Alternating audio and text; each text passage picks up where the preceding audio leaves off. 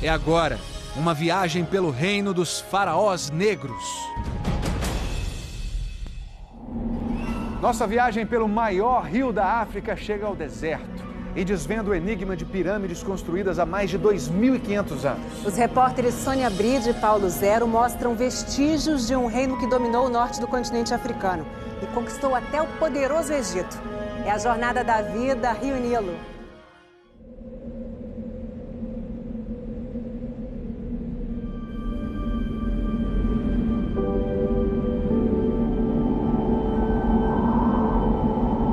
O maior deserto do mundo. O vento constante, implacável. E o rio, a única fonte perene de água nesse pedaço do planeta. As pirâmides isoladas, testemunhas de uma história pouco conhecida. A jornada da vida, Rio Nilo.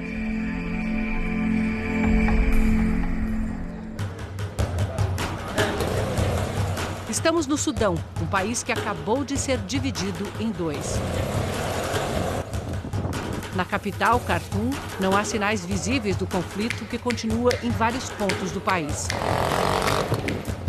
O Sudão é uma das nações que os Estados Unidos listam como apoiadoras do terrorismo. Só no começo deste mês foi levantado o embargo comercial imposto pelos americanos que durou 2 décadas. As sanções econômicas deixaram marcas. Até nos mercados tradicionais, há pouca oferta de produtos. Khartoum cresce em torno do Nilo. É aqui, já dentro da cidade de Khartoum, que os 2 Nilos se encontram. Essa água mais clara é o Nilo Azul, chegando da Etiópia. A mais escura, o Nilo Branco, que já cruzou quase 4.000 quilômetros no coração do continente africano. E nesse ponto, onde o Grande Nilo começa, ele se transforma no Rio do Deserto.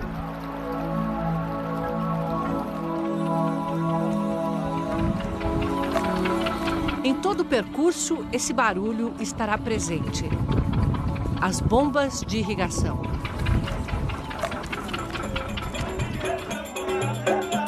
É sexta-feira.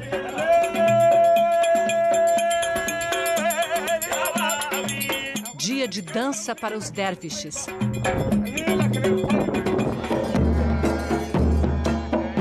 É um ritual muçulmano. Mas estamos na África e as influências são evidentes.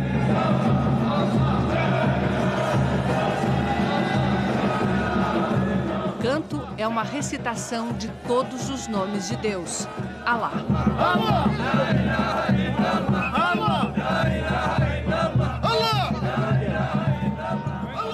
O objetivo aqui é que cada um estabeleça uma conexão direta com Deus, o que está no princípio da doutrina sufista. A conexão acontece num transe espiritual.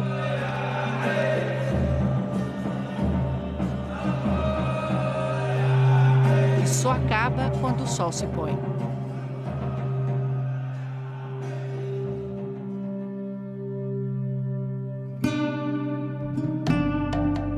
Amanhecemos já fora da cidade, no mercado de camelos. São milhares.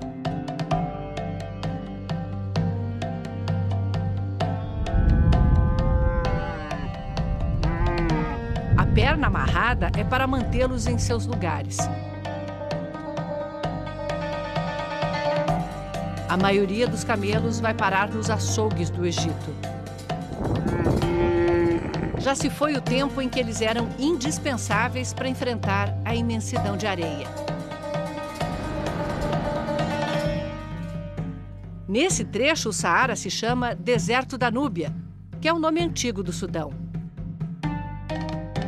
A Núbia é o encontro da cultura da África Negra com o Egito. No que parece um vazio no deserto, os arqueólogos do Museu Britânico desvendam uma série de tumbas. Este lugar foi usado como cemitério por 3.000 anos. Em alguns pontos, havia pequenas pirâmides que desmoronaram, deixando só as pedras espalhadas pelo chão.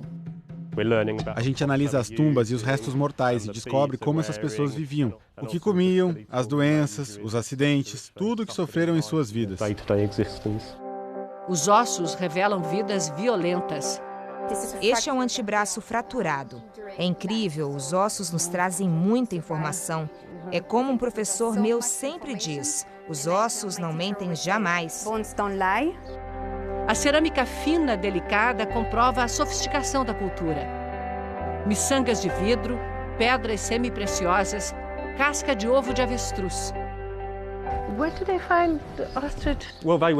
Eles viviam aqui, mas o clima mudou muito. Há 2000 anos tinha aqui elefantes, hipopótamos, crocodilos. A poucos quilômetros dali, uma floresta petrificada é prova disso.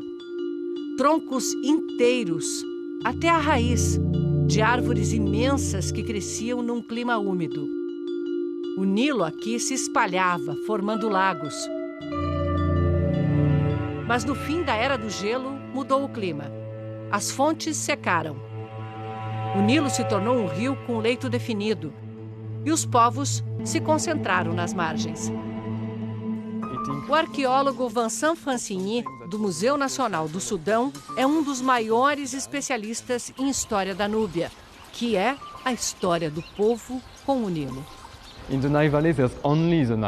No Vale do Nilo só tem o Nilo. Ele é a única fonte de vida para as pessoas. Assim se formaram o Sudão e o Egito. Tudo aqui começa pela geografia. Uma geografia hoje desenhada pela ocupação humana. Praticamente toda a extensão do Nilo está ocupada e plantada. Nem um pedaço de terra fértil é desperdiçado.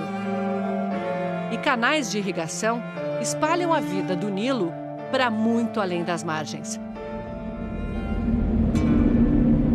As tribos de nômades se tornam cada vez mais raras. Gente que conduz seus rebanhos de cabras de acordo com a disponibilidade de alimentos.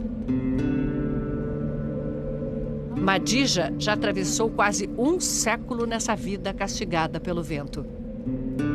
Tatuagem na boca, pintura nos olhos, protegem contra o sol.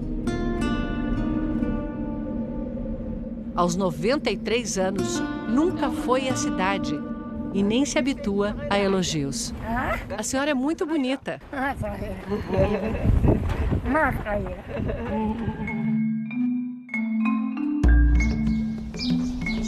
Nas vilas núbias, as paredes coloridas são um contraste com o deserto. Muros altos contra o vento, cabeças de crocodilo contra os maus espíritos. Tudo é feito de tijolos de barro com palha, secados ao sol. A mesma técnica que 3.000 anos antes de Cristo foi usada para construir esta estrutura, ainda misteriosa, a Defufa. Por que eles ergueram essa plataforma com 18 metros de altura?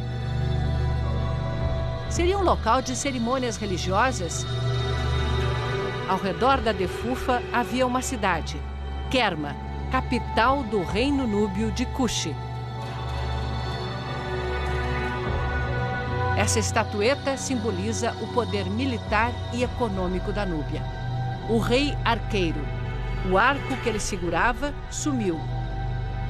Como boa parte do ouro que revestia toda a estátua. Ouro e exército de arqueiros eram as forças do reino da Núbia. 1.500 anos antes de Cristo, os egípcios conquistaram essa região. E encontraram, numa montanha solitária, na beira do Nilo, a explicação para a origem de seus deuses, Jebel Barkal. Arqueólogos acreditam que os egípcios subiram o Nilo centenas de quilômetros em busca da origem do rio e da vida. Se o rio vinha daqui, de onde sai a fertilidade das terras do Egito, deveria haver uma divindade neste lugar. E essa montanha se encaixava perfeitamente na mitologia, que dizia que o deus Amun nasceu da primeira montanha formada na terra. Na pedra, a forma de cobra, símbolo de poder, que ornava as cabeças dos faraós. Outro sinal dos deuses?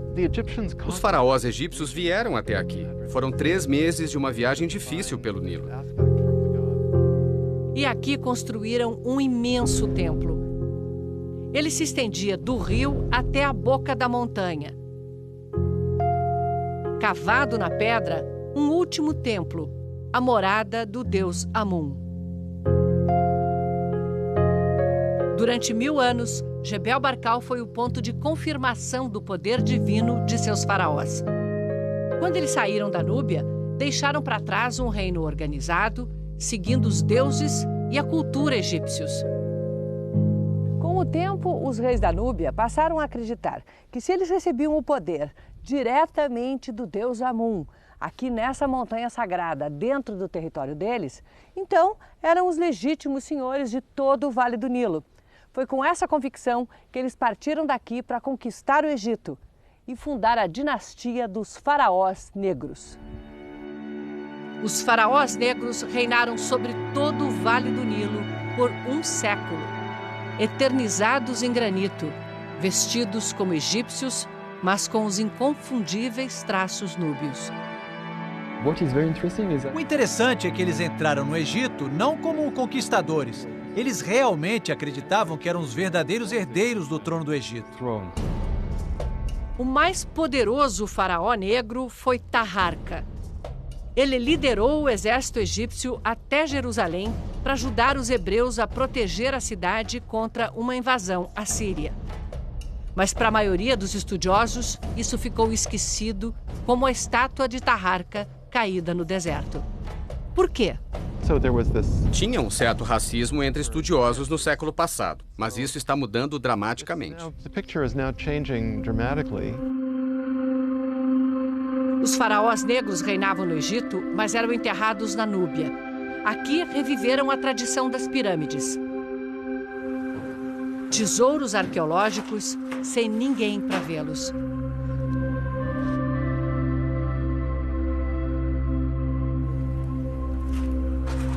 É como se a gente estivesse descobrindo as tumbas dos soberanos.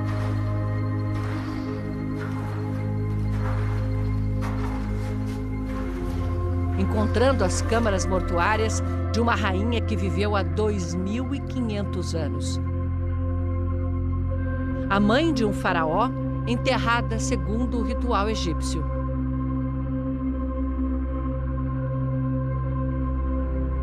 Uma inundação apagou parte das pinturas nas paredes. Mas no teto ainda há o azul do céu estrelado do deserto.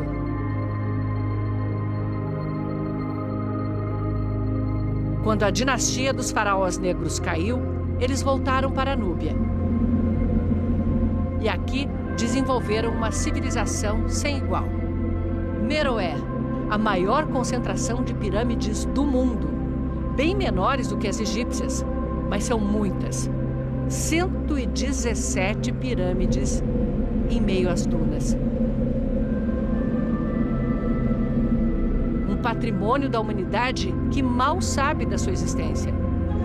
As tumbas de uma linhagem de reis que durou 1 milênio e manteve aqui viva a tradição que os próprios egípcios já haviam esquecido.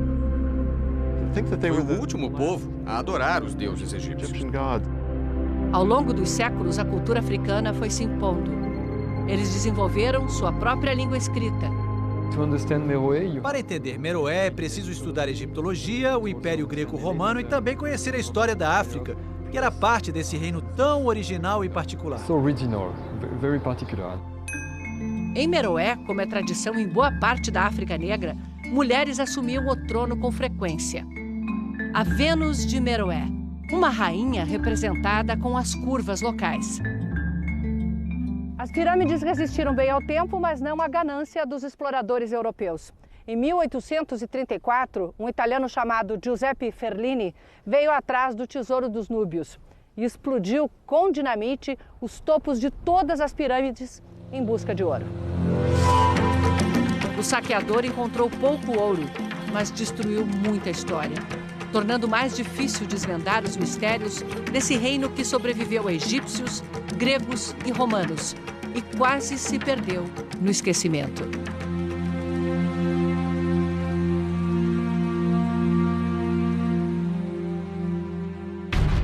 Semana que vem, o Egito, o primeiro estado organizado do mundo. A civilização que o Nilo fez florescer.